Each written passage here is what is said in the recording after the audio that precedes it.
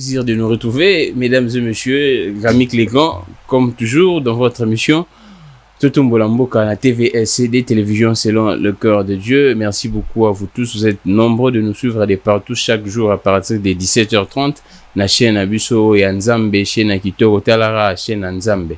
Donc Maramononio Sotang Otala, na chaîne Oezo Kende bien Makasi. Merci beaucoup au Bishop Maf, Pasteur Gabin, Henri, Steve, Tonton Mike, Juma, Veko, équipe Neza Costo pour ko servir bino chaque jour na kati ya TVSD Karatoto Mbolamboka te mebe mission nyoso bolanda yo sala pe bien makasi bandango depuis na tongo pe na era banzembo tongo boye na matinal be mission tu zolanda tina 17h30 bozolanda pe toto Mbolamboka sala bien makasi. Aujourd'hui nous allons s'attarder toujours l'actualité politique que zabongo dominé na ba contestation sur adoption ya loi ya Seni portant organisation et fonctionnement et à CENI à niveau et à parlement en général. Après parlement, loi et sengeli qui est en cours constitutionnel pour la vérification et la conformité et la constitutionnalité, ce qui est à respecter constitution.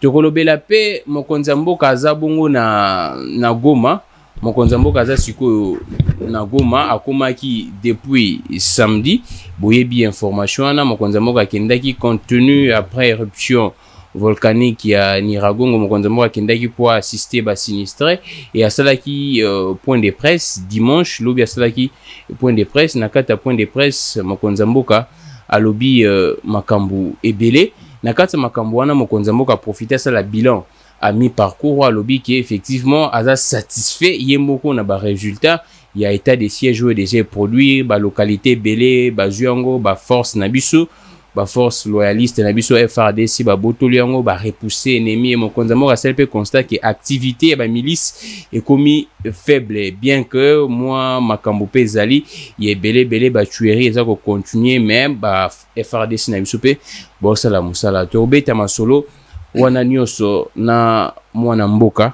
monsieur Claude Ngoma za communicateur ya parti cher ya premier ministre Adolphe Mozito parti Nouvelle Élan parti wana ezano no mwasika implantation na route de Salema na Pesimbo TP na SG Blanchard Mongombo azokota kota je pense semaine oya kozonga to sala pe fort tous voyez tous années en communication to jouer potobeta masolo parce que bango basiliki makasi pour na loi na ya Seni baza ko menacer kutu ba activer article 64 ba senga population abima libanda to moni PG 13 siliki makasi to moni ba confession religieuse siliki makasi société civile dans l'ensemble de siliki makasi mais il y a également une actualité na point de presse mokonza mboka il y a dimanche na Goma lobeliki makambu ya barrage dinga to au moins extrait nango parce que ba révélation ebimi pas Premier ministre honoraire Adolphe Mozito Aza initiateur autorité morale il y a parti Nouvelle Élan à lobby qui est mode il y a session où esalemi na inga 3 tina inga 8 et ça en toute opacité mokonzambo ka pesiongo na forest en toute opacité en contrepartie de quoi aza comme tout na question ce sont également des mêmes questions que se pose la population. Actualité ezawana actualité zapenda abondante ya makasi sans oublier également les mêmes samedi p à Cage et cela qui je pense point de presse et ça qui point de presse à Cage et dénoncé ba cas et belé plus de 12 800 cas il y a violation il y a ba droit ya batou il y a ba impunité donc ba cas ya corruption et ça impuni donc 12 800 depuis janvier 2019 au Mokonzamboka azoba kondi jusqu'à présent 12 800 et à Cage alobi qui non makambozo tambola bien te et justice na biso eza toujours instrumentalisé so oza na mbongo oza pe na pouvoir wana Cage mutalobi Gramik les grands mutalobi te to beta masolane sona Claude Ngoma bienvenue na TVSCD Totombola Mboka. Vraiment merci beaucoup monsieur Gramik na invitation na yo e komela kibiso et bon moi mesano tango bobenga biso na plateau na bino et ala mingi poto éclairer opinion Naba maye oyezo le na mboka na biso en termes d'actualité politique. Donc une fois encore de plus, je vous dis grand merci. Merci beaucoup Claude Ngoma. Depuis combien de temps dans Nouvelle Élan? To bandana la question préliminaire. Te menga vraiment moi nanda quoi. Ah bon nanda vraiment donc avant que Nouvelle Élan botama. Bandana na Paloube. Non, pas lutter, mais ngana ye na ba tribune tout. Ah, ba tribune, voilà, je vois. Voilà, ti ememi biso to eko ba université populaire. Ba université populaire, bien sûr. Ti to eko kenda na o ezalaki ba élection, parodie des élections to salaki awa. To salaki en 2018. 2018, ouais. Et c'est là où j'étais allé comme étant candidat député national. Ah, il y a dans la circonscription de Moamba. Na parti ni wana. Non, Erwana tozali na ba regroupement. Ba regroupement. Voilà, donc na l'amour en général. Lamuka. Voilà. Merci beaucoup Claude Ngoma to bandano directement. Nalandi réaction ya Mbosso, nalandi réaction ya Prof Mbata, nalandi réaction ya Batebele. Les gens se disent que c'est impossible de dépolitiser la CENI. Pourquoi? Parce que les institutions où ils ont arbitrer la politique, comment vouloir à ce que influence la politique et la quantité? Comment expliquer que Moutou, politicien et que non sort na kuna mais politicien a un regard kunate. Les gens pensent que votre proposition, il y a loi portant organisation et fonctionnement CENI. Je rappelle que vous êtes de la Mouka ESA irréaliste. Voilà, merci beaucoup. En tout cas, pour la question au Italie, réforme. Oui. Il est portant sur organisation et fonctionnement il y a CENI et ali réforme tokoki kondimate d'abord que chaque cycle électoral et sengele ki na biso toujours to bandako retoucher nani comment ko réformer CENI na biso trobité kokyo sale makalesu bongote pambate otanga même na préambule il y a constitution na biso ezali mobeko li konzi etalisi biso ke uta 60 ti to eko koma na 2006 to alaki toujours na ba crise il y a légitimité wana ya préambule na biso et na kozonga lesu mwa muke na historique tozana bino awa na 2006 poto kende maponomi ya 2006 to uti wapi to uti Sun City to ye batieli biso oto bengaka na kala CEI. Ozomona, commission électorale indépendante. Tolongwe 2006, to 2011 et subir encore réforme. Réforme on a to ekolongwa na CEI, to ekokoma na CENI. Voyez-vous? Et que le lot maintenant, to ye lisusu tozo kende su na 2023. Et que na 2023 biso la Mouka, nouvelle en tant que la Mouka, tobite esengel na biso totia CENI oyo to réformer mobeko likunzi oyo ezoko ko gérer pe ko tia CENI wana na place tolobi réforme wana ifeza la porter na signe ya dépolitisation et donc dépolitisation lingi koloba nini politique ina kati akoki kozala te.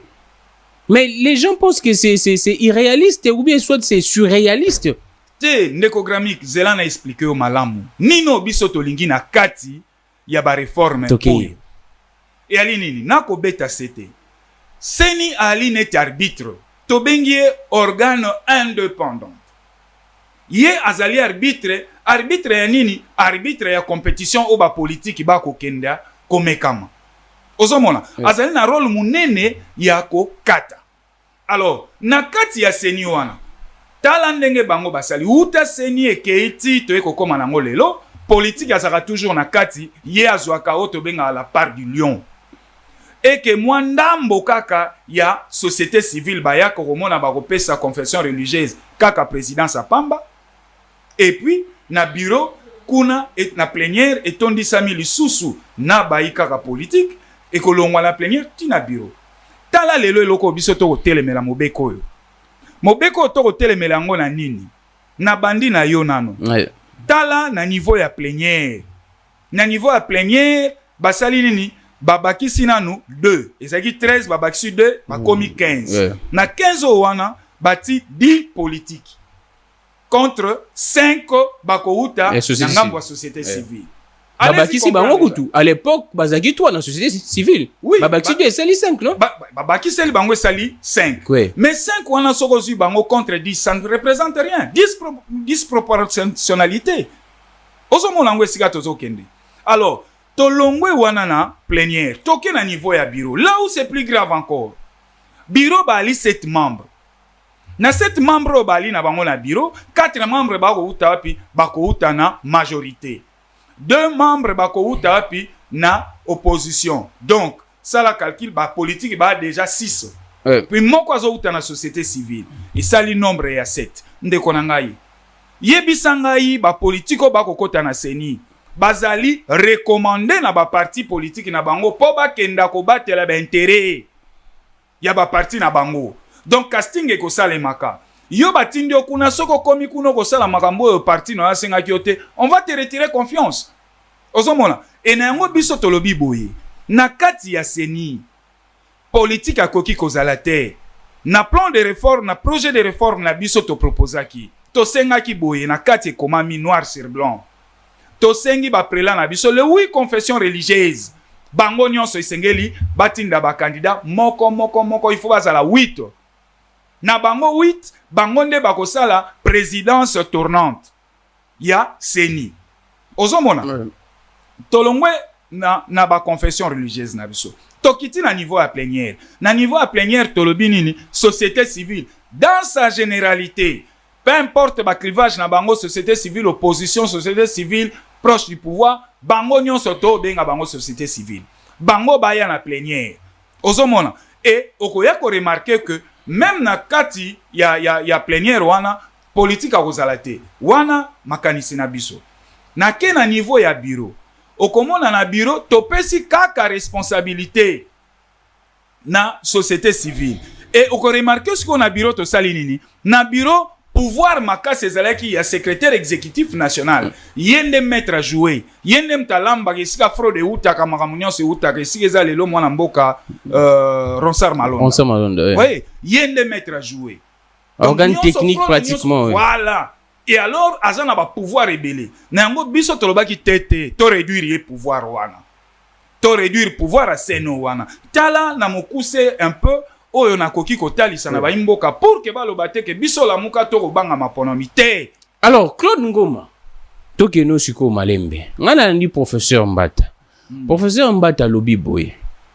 Bino boza ko s'inquiéter, bolobi ke bache ba politique. Mais bazu moka no mesure moko na loi wana portant organisation fonctionnement ya seni ke membre moroti ya seni membre moroti ya parti politique so batindie na seni akoki ko participer sous de près ou de loin na ba réunion politique ya plateforme soit ya parti politique na ye. C'est pour verrouiller à ce que ba injonction arozakuta en contact le sous na parti politique so ba yoki gaga ba longo lié ba sanctionner. Mais nako ebisa yo ngana kokamwa même l'air ngamo na landaki professeur Mbata nako kamwa nazo reconnaître li susute parce que même seni oyo biso na ye na bango par le passé tozako ndongwana na yango l'air ndeko Kabila partenaire na bango azalaki awo tozako bundana na ye na eloko moko lelo ayoki elengi ya miliki ba déclaration teintée des partisans mais non. Non, on a qu'on reconnaître été. Et puis les lobby bongo. Utakala na mobeko na bango oyo aseni règlement d'ordre intérieur. C'est toujours comme ça. Et ça que ceux qui ont côté au longwe politique. Mais ils ont sikate. Oh ya koloba wana. Donc ils ont ya sikate. Ils ont sikate ndeko na grami. Moi je vous ai Zana sisa toko kenda na maponomi ya 2023. Oyo tozomona lelo ba effet o tozana ngo lelo ya pouvoir illégitime. Ezali ba effet logique. Il y a seni otozaki nango par le passé et que po biso tozonga lisusu na berere ya passé to initier proposition de loi mususu o ezo porter comment réforme na fonctionnement ya seni mais lokola bango baboyi regarde na modèle ba olinga ba passer par un forcing le même effet va produire le même réaction na 2018 comment on a 2023 et donc voilà un peu ngana okamwa tingana oluka professeur Mbata na lancé même débat sur Hollanda tokuta na ye parce que tobunda na ye pona eloko yo tobunda na ye mais lelo akoti na major ye wana komi ko soutenir o isaki insoutenable ye mais réforme sous basali sok na landi prof Mbata lobi que déclaration même ya ba bien pas bato seni ba constitution na 4 c'est-à-dire que ba membre tu ya seni wana o baroza surtout na bureau. Tant ba côté basali déclaration va bien abon taper bobima ba déclarer c'est pour éviter à ce que makambo mabeza la ndeko na ngai oyo wana nyonso akopesa neti bargi mais o tenir te toza awa ba ministre avant ba kota n'est-ce pas basala la déclaration de bien mais l'air babimaka ba zonga rapport ba déclarer to organe nini landaka bango etalisa bango yo kota ki ozaki na motuka te okota ko zali na mwasi moko bimi okomi na basi zomi na banda ko kilikili yo mona ngwe sale makao non eza ko kamwa te ndeko na ngai oyo wana ezo sala bango bazali constipés en termes d'arguments. Ils ne savent plus comment argumenter pour soutenir fameuse réforme na bango. Et donc biso nous n'allons pas nous laisser faire.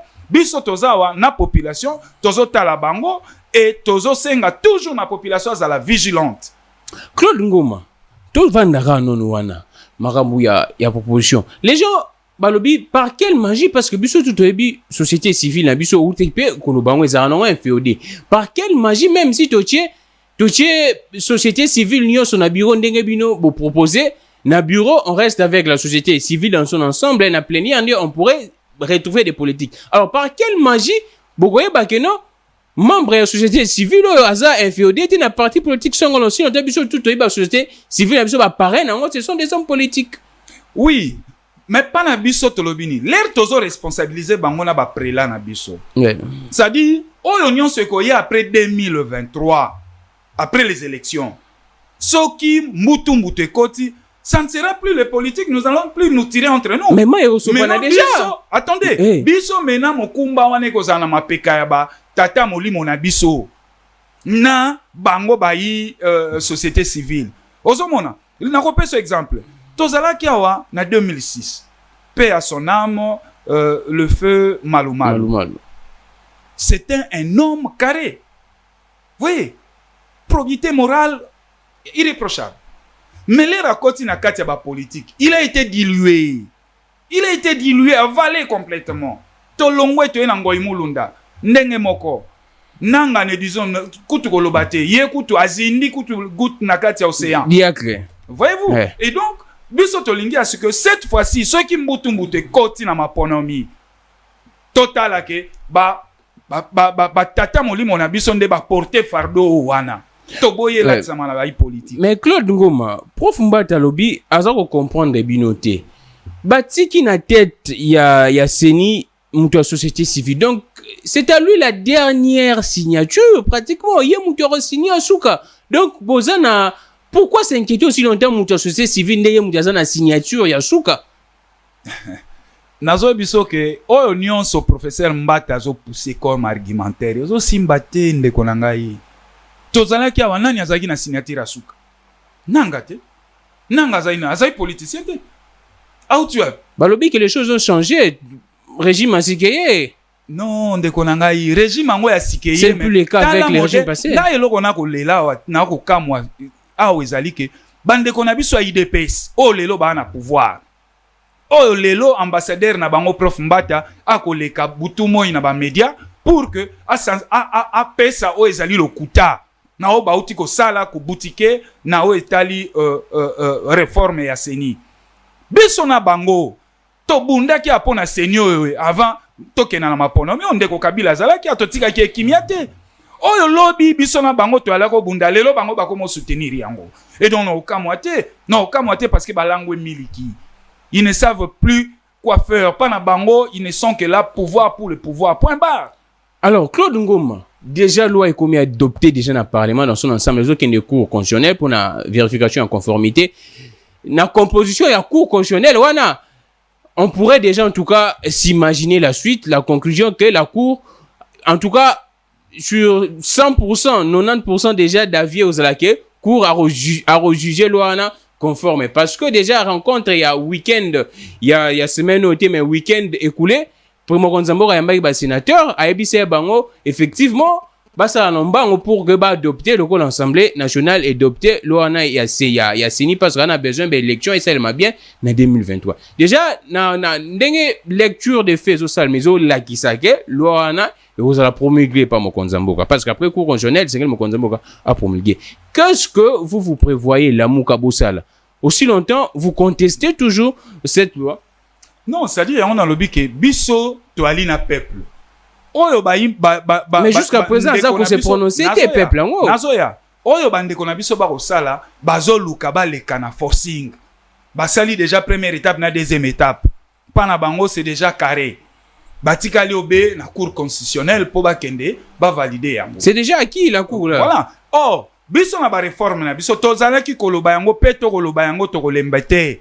Yambote tokende na mapono mais sengela biso to sa ba réforme de fond. Lelo ali seni. Même la cour constitutionnelle oyo boye. Tokoko kende nango na maponomité na configuration nango oyo ezali. Tokoko kende nango te. Ozomona. Et donc na yebi ke ndenge za wana raisonner. Tala esika to kende mboka ezo kende mabe. Le président de la République a des cadres légaux d'expression ou de communication.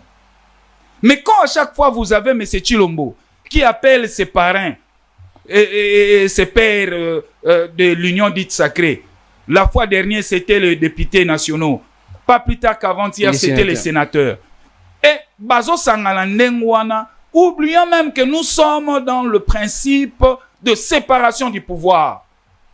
Et M. Tshilombo Sengela Yeba, ce qui est Ali président et sénateur, député national. Mais est-ce là, ce n'est pas dans un cadre très privé?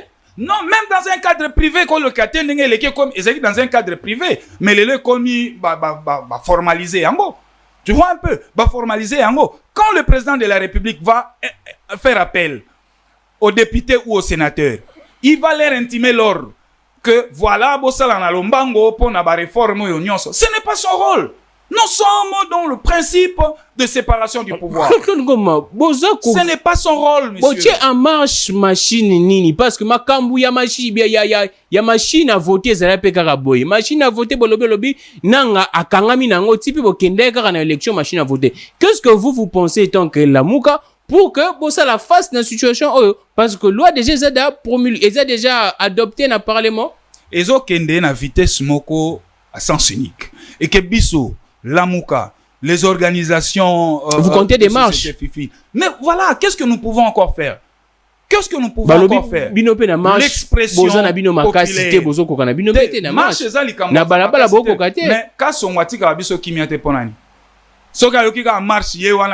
Mais des bonnes guerres, c'est la politique en tout cas. Je vous dis. Makambo etoko mona lelo. Tobunda ki angona bande kwa pouvoir lobby. Bango pe o ekomela ki Kabila suka ko komela bango.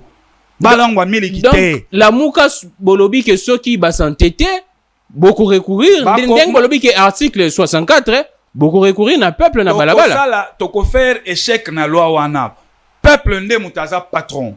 Peuple c'est lui qui donne le pouvoir. Et la muka ezali peuple bakokuta na biso na nzela et na relance appel. Tangu toko sala toko lancer ba série ya ba manif na biso. Ba société civile nyonso oyo ba ibana mboka o ba kotala makambo ndenge ezokendela ba hésiter ba yana biso poto ko kubundela mboka na biso. Alors Claude Ngoma to le cas directement na sujet mususu mokonza mboka aza na séjour na Goma na partie est okende Ituri Beni ainsi de suite na Kasindi pa okutana na homologue ne ya Uganda.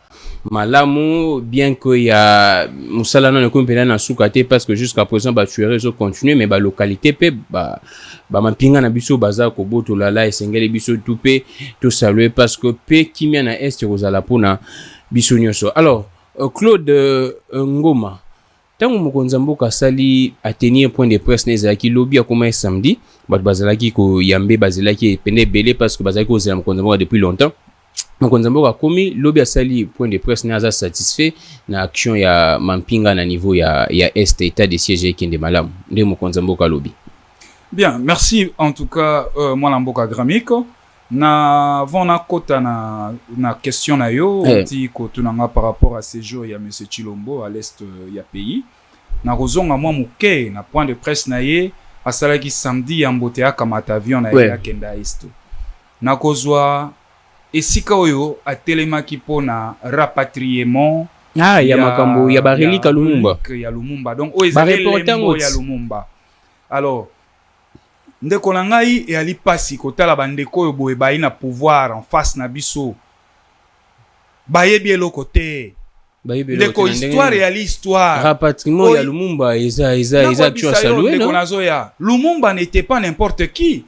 Lumumba a été tué dans les mêmes circonstances na comment compagnon na eni balé Polono Kito et bazali ba moindre te moko azalaki président ya assemblée nationale moko azalaki vice président ya Sénat osomona et que question où est touché Lumumba assassinat ya Lumumba c'est une question qui est cachés dans ce que nous appelons contentieux belgo-congolaise. Et donc, Lelo M. Chilombo a coquille qu'on l'avait Belgique n'engouanate.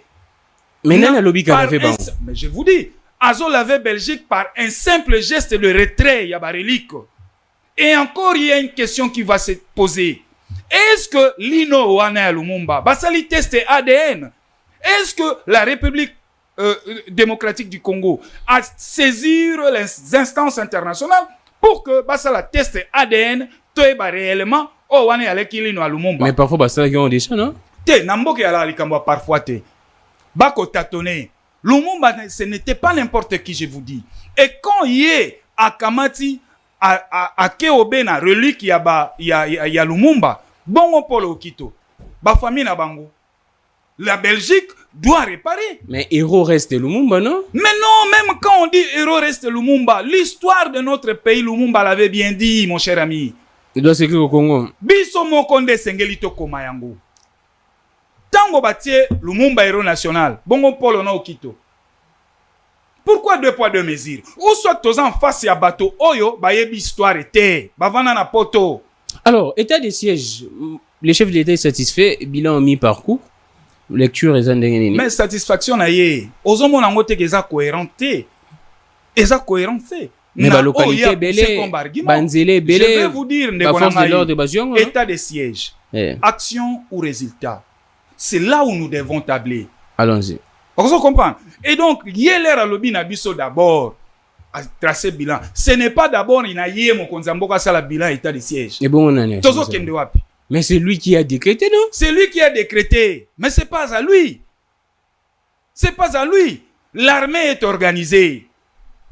L'armée est organisée. Moi, j'aimerais avoir en face de nous le porte-parole de l'armée à ça là bilan à mi-chemin. Voyez-vous? Atali Sabiso que les lots aux 144 groupes armés qui opèrent à l'est du Congo. Yeah. Ok? Et si vous prenez le Congo, nous avons 145 territoires. Prenez les 144 territoires divisés en groupes armés divisés en territoires, 145. Tu trouveras que c'est comme si le Congo est envahi. Au moins, chaque territoire est un groupe rebelle. Mais mon conseil, c'est pour apaiser la population. La population a commis toute une évolution. Il y a état de siège. On sait comment. Mais moi, je vous dis, mon cher ami, ati état de siège. Yemokaye a sali bilan aye. Mais Kobo sanate que poste et l'équipe a ôté Koboma 50 personnes. Plus de 55. Plus de 55 personnes. Et c'est chaque jour même les gens meurent. Je vous dis. Et alors, ce qui a bandi bilan oyo, ndekonanga na koye bisayo bakamba kamboka.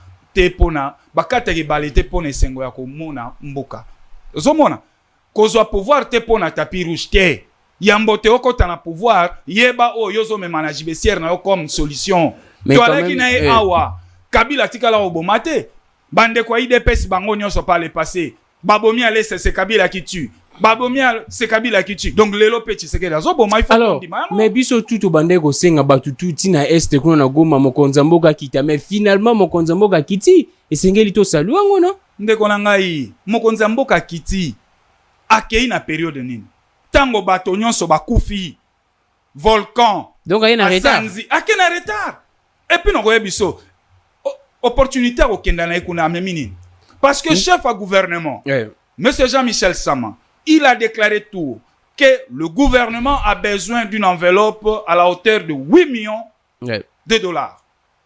8 millions de dollars. Pour subvenir n'a pas besoin, il y a pas nécessité oignon so ba outil ko bungi sabilo ko na bango na bandako. Donc, vous comprenez avec moi que ce gouvernement ici n'a pas de moyens pour na ko subvenir na bande ko na biso yo ba bungi sibilo ko na bango na ko zanga action ya comment to benga ango action ya ko prévoir ou ya ko anticiper makambo. Tu vois un peu, hier accueilli après ce qui 3 semaines. Accueilli ko ça ni. Mais nde baloba na français vaut mieux tard que jamais. Moi vaut mieux tard. Bon moi ngana otala ngo na omona opportunité zalité. Ngongo ya ko kai ko kendeza ngongo bana mboka bazai ko lela. Misuba ko kata go ba ko kata Rwanda. Misuba ko la belle étoile ma ezalité. Ndengongo esengela ki na yakenda. Yake lelo amemi eloko te bana mboka baza kuna misuba ko la belle étoile. Mais c'est que je suis bande ko bozo la émission oyo bo sepela nango parce que toyebisa bino la vérité. Jusqu'à présent, même montant où Jean-Michel Samalukonda a avancé, moi j'estimerais, naturellement conditionné parce que, comme Marambu, Bagono Funda Opamba, j'estimerais qu'ils sont forfaitaires. Pourquoi? Parce que il n'y a pas, jusqu'à présent, recensement, il y a tout recensement officiel, statistique, il y a sinistré wana. L'État gouvernement, soit gouvernement militaire ou azana nord Kivu, bikota Goma kuna aibisa biso, il y a combien de gens oyo banda kuna bango e baby, nombre exact zo ye bana témonis quoi peut son nombre naie. Gouvernement militaire peut son nombre ba ONG donc apparemment c'est forfaitaire que le gouvernement zo ba responsabilité naie aibisa biso. Mais oyo eza étonnant avant tout ça, na délégation mokonza mboka kei akena ba ministre, je pense une délégation de 8 ministres, mais ministre intérieur azate. Et batu bakamwa comment on mboka ke mais ministre intérieur azate yende mutaza mokonza territorial. Ouais, mais yango na koye biso ke na kokamba mboka yana ba règle na yango. Mboka yana ba règle na yango. Et l'air tozan état o ya décrété ki na ngambo ko état de siège. Na moniti na te ya ko kenda na ba ministre kili. Soki akoka ko kenda na ba ministre aza ko be na 4 ministres o ngana ko sa casting na plateau na yo. D'abord, moto a koko ozanga te patron territorial, le ministre de l'Intérieur. Balobi atikali osa l'intérim ya premier ministre. Non, yango na biso ke bande ko na biso a pouvoir oyo, na biso ya li pasi. Plus de 32 ans, ceux qui 37 ans ya opposition na sans été. Tala lelo oto komi omona ndenge ba ko kamba biso lelo. Ozomona, ye akendaki esengela ki amema ministre na délégation na ye, ministre ya intérieur, patron territorial, ministre de la santé, ministre de l'urbanisme et habitat, et puis na souka nango fa même ministre o atali makambo ba catastrophe et tout ça là, affaires sociales et autres. Bango mine bake. Ba onyon swana bake balandi obenini frais d'émission. Oh. Bazonga bakamata mbongo ya faire chop chop, bake kolia, bake ile lokote. Alors, Claude Ngoma, to si na sujet wana, mais ngana osenga na mokonza mboka vraiment mokonza mboka ça l'effort pour que ndenge tozoyo ka ke mbongo ba militaire jusqu'à présent opposé mon problème, bien que selon les dernières informations déjà il y a des caisses au salema ndenge pe ba régie financière na biso et mobiliser mbongo ebele pour que ba militaire na biso ba rentrer na ba droit na bango ba recouvrir ba droit na bango eza salaire na bango ba plum na bango et ça la penda bien parce que ça la soni ba militaire bazo bunda kuna salaire moi mobulu mbongo état de siège yango moi compliqué et c'est tout la vérité surtout le bande ba vérité mokonza mboka ndo osala mosala malonga eza te ke to banda kosara jusqu'à présent non mbongo effectivité il y a décaissement il y a mbongo pour état de siège pour la prise en charge fonctionnement ya makambuna na neza penda malonga te yango to osenga mokonza mboka ndenga aza kuna asisa makambo nyonso ekosala bien tozwa moi to beta moi ricochet to beta lisulu ya inga mokonza mboka lobela ki yango pe na point de presse ne lobi na Goma et tout moni Premier ministre honoraire Adolphe Mozito a sali pe ba révélation na a lobby que session il y a Inga 3 jusqu'à na Inga 8 mokonza mboka sedango pa forest de manière opaque. Oui, merci. Avant na koma na question liée ya Inga nazonga mwa mukena tia mwa luloba na o etali ba mapinga na biso parce que bako bunda bana mboka bako bunda na ba moyen de bord bali na mabundi makokio esengeli te. Ozolanda yo si omona na mboko nini boye mapinga yemoka sombaka teni na ye mapinga yemoka sombaka teni na ye et puis de deux nako yebisa yo que est oya biso ezali eteni ya mboka na biso tango bazoloba na biso bandaki oloba bandaka lepito kolemba te chaîne de commandement esengeli ezala changer nyonso esengeli nyonso ezala changer. Pourquoi? Parce que eali na ba généraux oyo baza na kati ya chaîne de commandement ba température na ordre Kinshasa. Eali na ba généraux oyo batekaka déjà plan avant. Ozomona. Et donc esengeli na biso to soutenir ba FRDC na biso parce que bako bunda na ba moyen de bord. Basi na bango ba ali abana basi na bango misu ba okufa po kinini réalité, aspirine réalité. Yemoko moto tata za na kati ya front moral ya na se. Donc coup de chapeau na bana mboka bino nyonso be FRDC tozana bino même moral. Alors oui, nazongi na dossier na biso ya Inga ndeko na ngai Inga ezali boom économique na biso awa na RDC. Boom économique. Mais esengeli na biso d'abord toyeba boni to sengeli ko gérer yango. Mwana mboka Adolphe Muzito, l'initiateur du parti Nouvel Élan, a bêti sonnette d'alarme. Comment bokoki ko céder Inga 3, Inga 4, Inga 8 nani comment encore combonaye Forest. Et vous le faites de manière opaque. Ça donc là maintenant, moi je me pose deux questions. Quelle est l'opportunité d'abord de 1 et quelles sont les retombées? Il y a session 1. C'est là où nous devons maintenant axer notre débat. Mais c'est la même question que tout le monde se pose. Pourquoi est-ce que la richesse n'a biso moto ko exploiter ngote si je pourrais dire ko valoriser ngote sengeli kaka ba pa yande ba yo pesa ngo valeur ba exploiter ngo? Non, c'est le manque d'un leadership soutenu au sommet de l'État. Je vous dis vrai.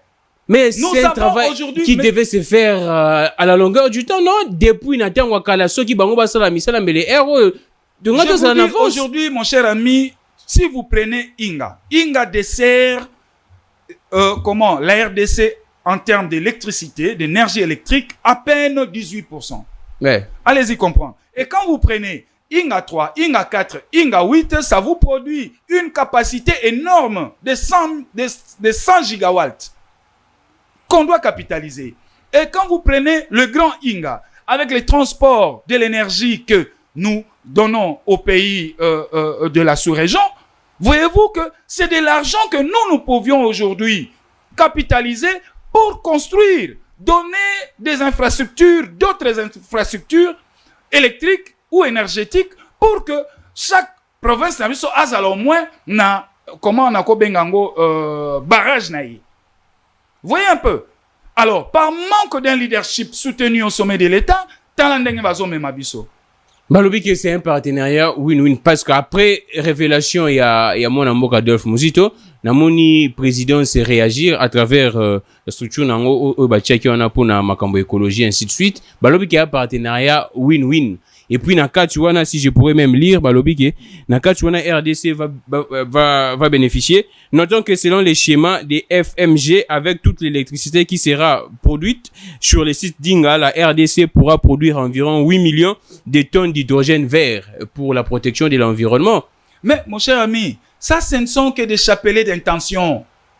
Ça, ce ne sont que des chapelets d'intention. Toyebi bango bien. Ndekonango ebi un politique, surtout boba au kamba biso. Soki balobi biso tolobaka. Maloba politique natala ango na mbebote. Nakokota n'esprit na yango na eba nini ya na kati bombani. Moi, je vous dis, pourquoi seulement d'abord l'opportunité à côté yango. Et pour quelle finalité? Ah, bah biso que toko produire.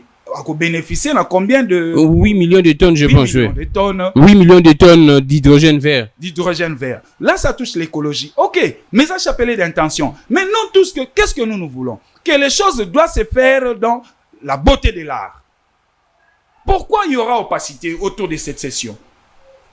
Bazo bombani. Batiangonio son etando batonio so baeba. Soki mwana mboka Adolphe Muzito a réagi ça quitté. Yo kanisi président salinga ko telema mbango bimisa o eza soki communiquer au kwa na ko bengango réaction je veux dire non.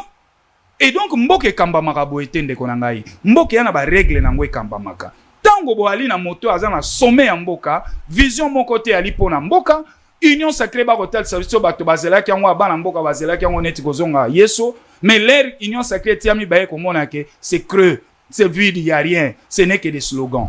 Ouais. Alors Bande kono otangela bino parce que Adolphe Muzito a tweeté ki ezaki lobby.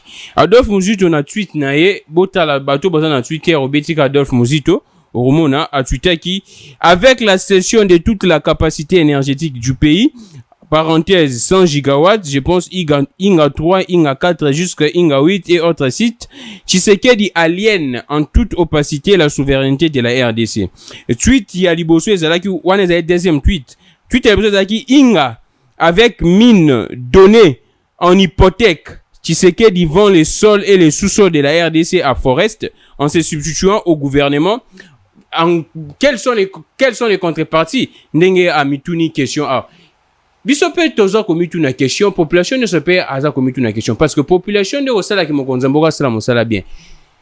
Claude Ngoma, apparemment selon tweet ya mwana mboka Adolphe Muzito, il fallait que les canons na conseil des ministres, même ministre sectoriel ou atali makambu ya énergie hydroélectrique, apparemment zaki la société.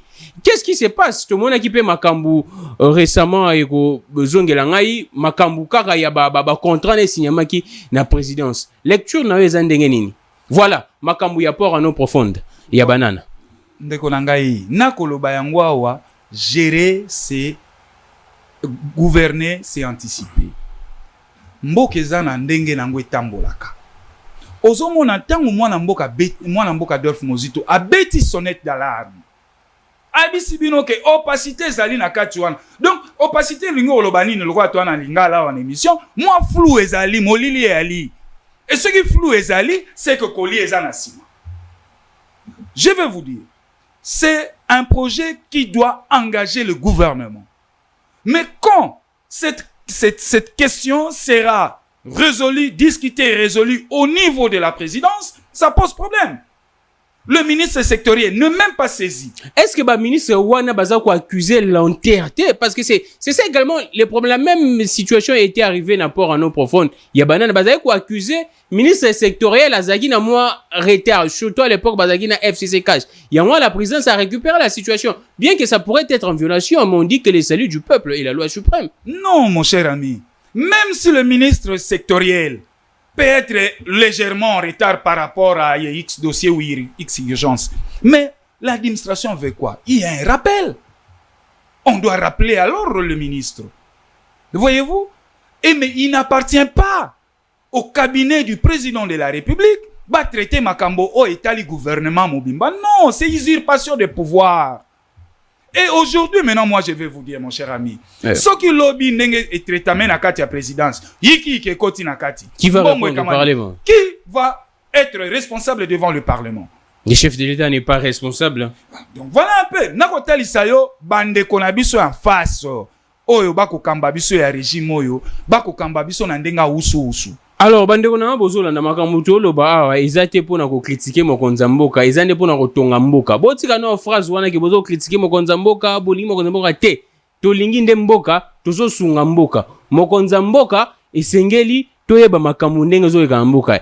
Bongo pe mokonza comprendre que ba service na ngao soki mokonza mboka asali a changer mo batu tout autour na cabinet na ye, c'est parce que mokonza mboka yoki batu bazolo ba ke makambo zo kende bien te, allure où vont les choses makambo kende bien te. Et sengeli batu pe ba ya ko yebisa mokonza mboka ba vérité et ko sala bien makasi. Claude Ngoma tozo a sujet ya suka aka j'ai sali rapport nango samedi et lobi plus de 12 800 cas. Il y a corruption et ça impuni na mboka oyo a critiquer makambo belé lobi état de droit illusion makambo penda et belé batu bazo bakomi ko kamwa avi ya cage apparemment à cage batu bayeba ki na début ya pouvoir oyo apparemment zaki ko sala ba rapport ezaki pro pouvoir mais comment est-ce que Akaj a commis ko sala ba rapport mais qu'est-ce qui n'a pas marché? C'est parce que Akaj pas commis haineux ne ba lo ba bien azo sala ba rapport na eza na soubassement te. Non, en tout cas, nous avons un respect mingi et belé na mwana mboka. Et Georges Kapiamba. Georges Kapiamba, oui. Ouais. Na boulot na yazo sala, en tout cas, coup de chapeau. Ils ont la fierté na bayi kongomani oyo baza vraiment naître. Ozo mona. Soko landi Akaj na ba déclaration na eto na ba rapport na. Il y a des rapports oyo à un moment donné, aza côté à présidence de la République, donc aza côté à régime. Mais ils ont un rapport pe mususu, donc bref, azo sala boulot na ye. Net il a pesi rapport na bango ya suka o auti ko sala o. Mais je vous dis c'est vrai. Je vous dis que c'est vrai. Tala modèle ba procès au kende la biswa. Tomona ki angwa. Détournement ya gratuité. Wu ekei ndenge kendeki Willy Bakonga yewana bakangiye. Bakangiye na makambo susukutu. Rien à voir avec blanchiment. Rien à voir avec makambo ya. IGF muto alobaki non pour la gratuité baibi et il a cité normalement le responsable lié na kati ya détournement wana. Mais kokamwa lelo Willy Bakonga li solo o kutu ya gratuité ya détournement ya mbongo gratuité zobeta mate. azo piriger na o etali blanchiment d'argent et muto yo bazaki na ye o azaki vice na ye lelo ba promettre il est promis Didier Bidimbu ministre hydrocarbures. Voyez-vous? Etienne Longondo sans suite jusqu'à présent. Il y a Covid.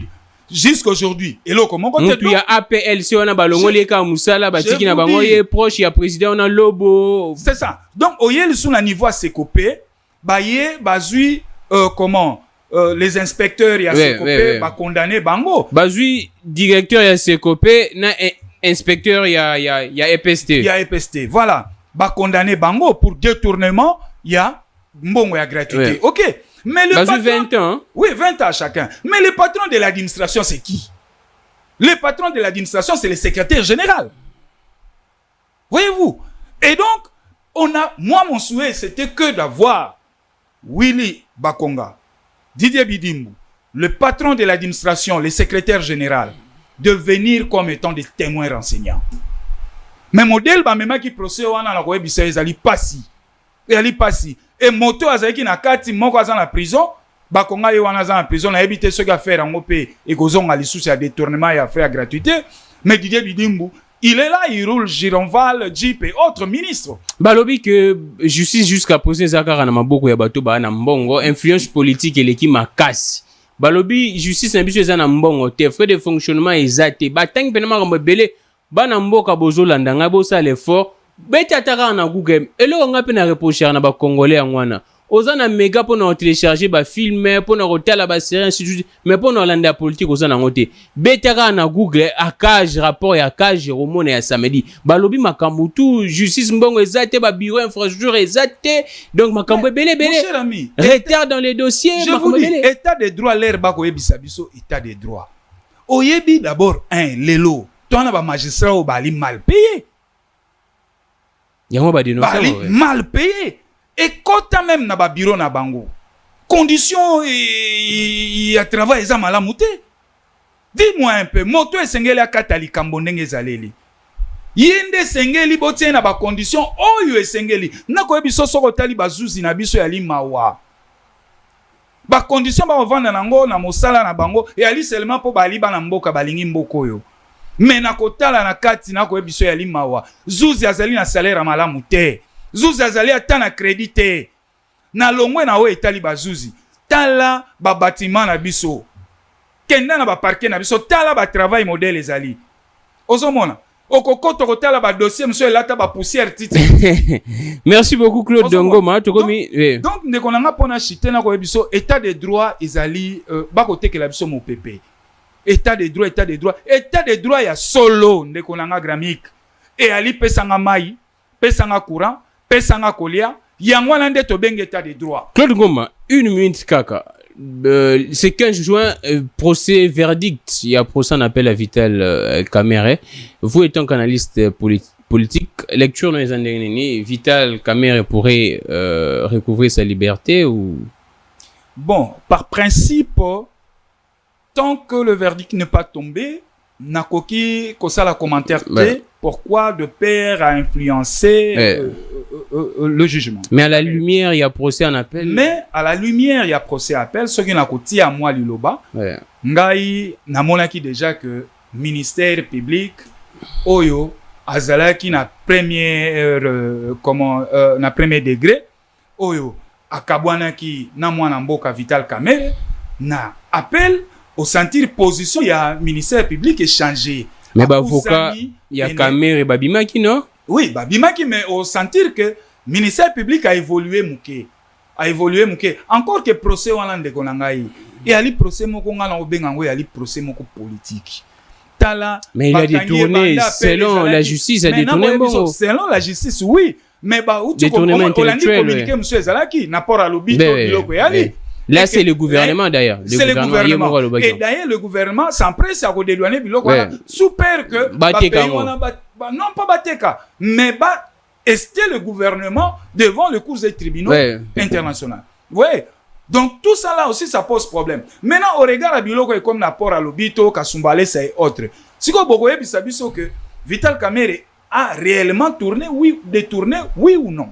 Donc, je me dis, là, je me réserve. Je laisse. À la justice de trancher. Merci beaucoup, Claude Ngoma. C'en est fini pour aujourd'hui. Information, c'est que je retenir. Ministre Eberand, Oyoba Pesio Azaki Dirkaba, Asaki intérim P. Vital Kamera comme ministre numérique. Na ministre Moïse Nzangi a échu. Bazako Wele la baloko. Lelo Zaki kita. To tourner mission lundi, lundi 14 juin. To tourner lundi 14 juin. Na tongo lundi oyo. Ezaki kita entre Eberand bango mibale ba warrior na kati ya gouvernement ole ba sisa makona wana conseil des ministres ba komi ko bunda.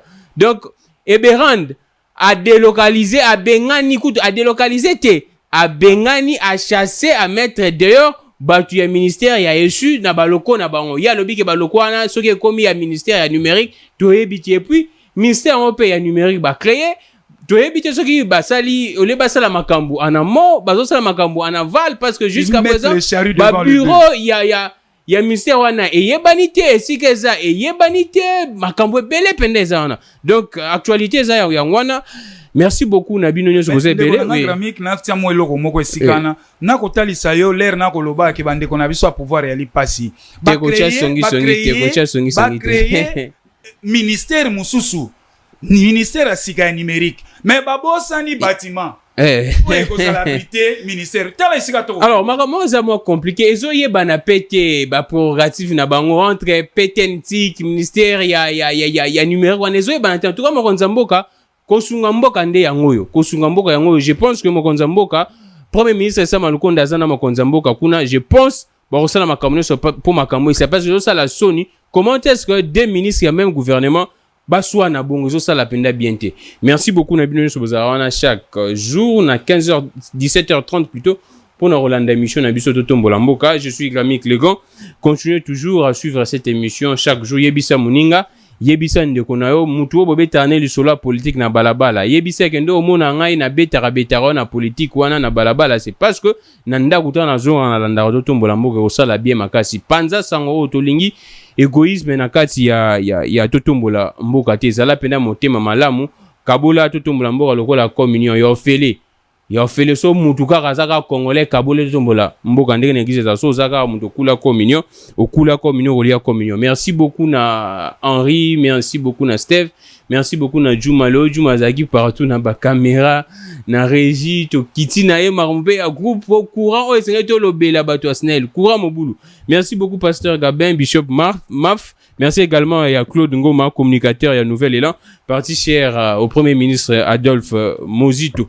Merci beaucoup à vous tous. Que les dieux de toutes les inspirations continuent de nous inspirer et de vous inspirer. Au revoir.